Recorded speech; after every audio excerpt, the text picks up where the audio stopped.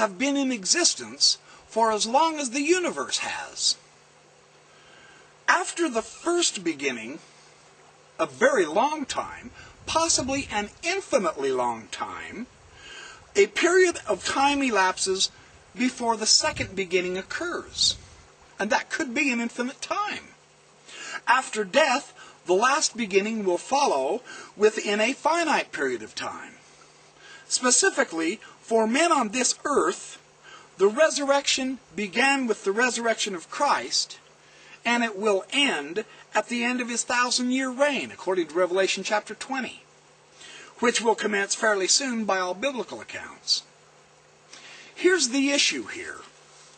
If an infinite number of intelligences exist in the universe, and an infinite number of them could have experienced one or more of the three beginnings described by now, yet there would remain an infinite number of these intelligences who have still not had one of these beginnings yet, because it's infinite.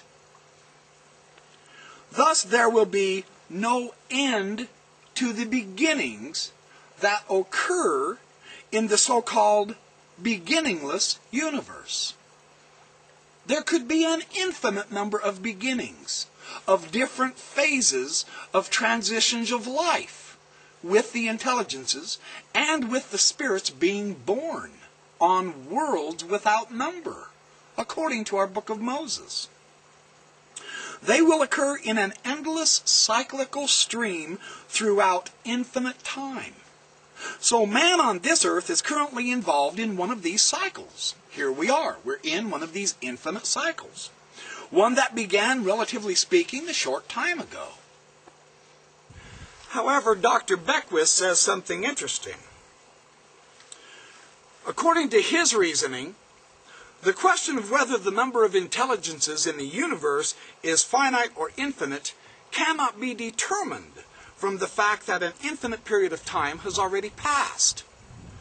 Even if there are only a finite number of intelligences in the universe, there would have been an infinite period of time before God's first creative cycle began. After it started, it would be a very long time involving numerous cycles, all of them a large but finite number of intelligences to experience all the beginnings described and to reach full maturity. Today, we could be near the start, or near the middle, or the end of any one of those cycles. In either case, there would be an infinite period of time extending back into the past. It's irrelevant how many cycles have occurred. There's still an infinite amount of time in the past. Thus, man cannot know the number of gods and lords in the universe without some revelation of that fact from God. And Paul has essentially given us all the information we need to know about that when he says, "Unto us there is but one God."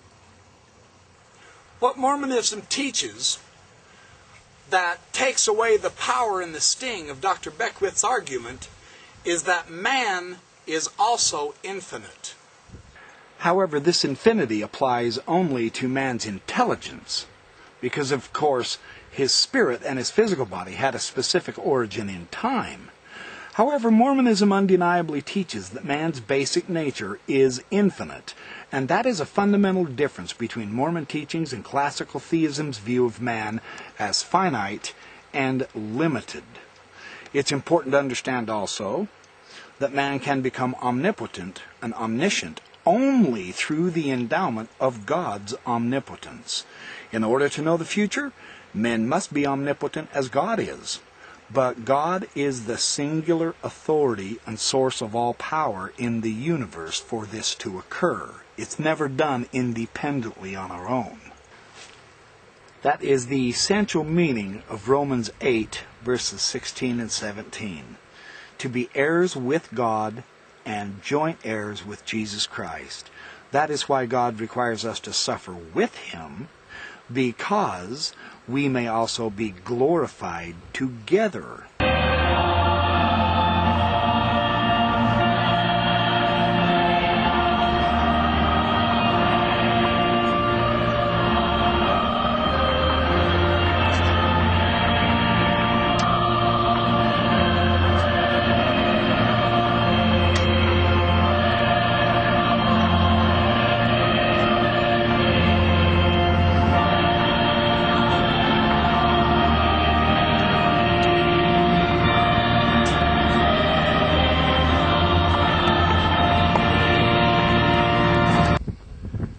of course, the ultimate reality is that God has given man his free agency to see if he will choose to be like God or not, to use his free agency wisely and choose to gain ever more power and goodness through the wise use of his time and his actions.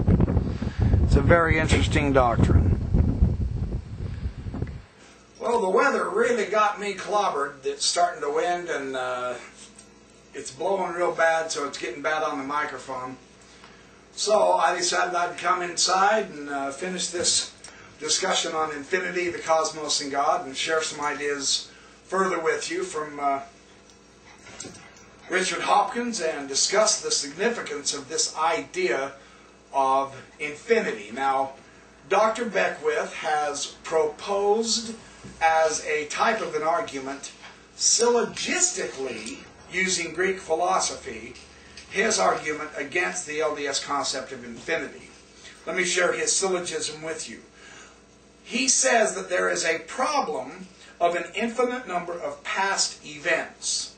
The real question is, can an infinite number be traversed in a real universe? That's the real question that Dr. Beckwith wants to ask. He says there's a problem of an infinite number of past events. Let's look at this using the syllogism.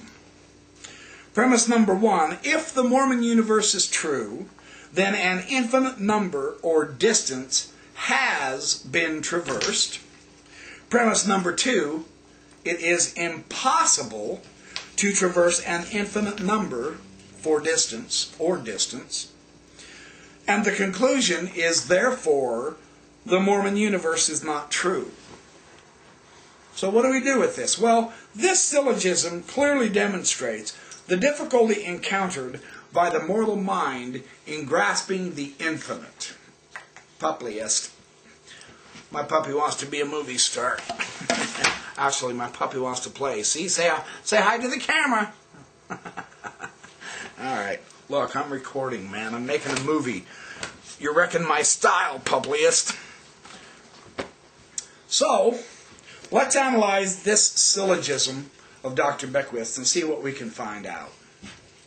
What he is postulating is that if Mormon understanding of the universe is true, then it's obvious that an infinite distance or an infinite period of time has already been traversed.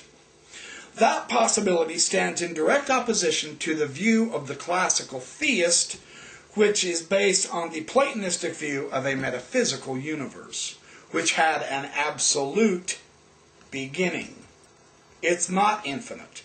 The Mormon universe is infinite. The sensory universe was created by God in classical theistic statements out of nothing at the time that this earth was organized. That's how they interpret Genesis 1:1. Since they believe that God existed in the timeless and the spaceless pleroma, it is irrelevant to ask classical theists how long God has existed. To them, there was no way to measure God's existence until he created time as part of the sensory universe. Up down, puppyist. Thank you. The idea of a beginning to the universe, however, this has not always been the thinking of the Greeks. According to Hopkins, he says, the concept was first formulated by Anaximander in the 6th century BC. Now, the Stoics were, of course, inclined to believe in no beginning to the creation, but that the universe has been going through an infinite number of cycles, and at the end of each cycle, it is destroyed by fire, a fiery holocaust. This idea, however, has been a little uncomfortable for men because they now remember nothing but this finite segment of infinity.